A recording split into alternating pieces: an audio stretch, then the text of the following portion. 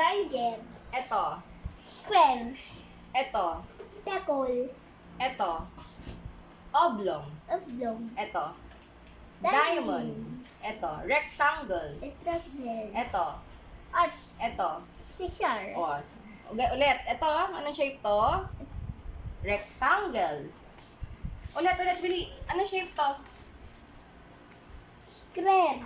Rectangle. Rectangle. Confused? Ah. Ito. Oh! Ito, anak. Triangle. Ito.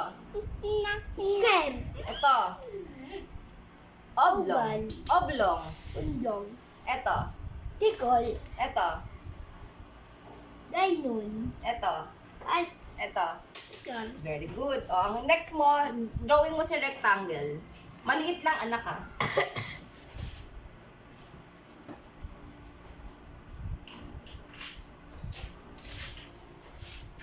Square yan, ha? Sabi mo rectangle. Eh, kasi hindi naman yung rectangle, eh. Gawin mo ganito, anak ko. Ganito ang rectangle. Ay, sorry. Tama naman yung rectangle niya, patayo lang. O, sige na. Drawing mo ulit rectangle. Dito. Yan, very good. Yan. O, yan. O, yung triangle naman dito. Guide mo siya da. Pasa natin kay teacher Reds. Drawing mo yung triangle, gayahin mo yung triangle ni Papa. Hindi triangle yan.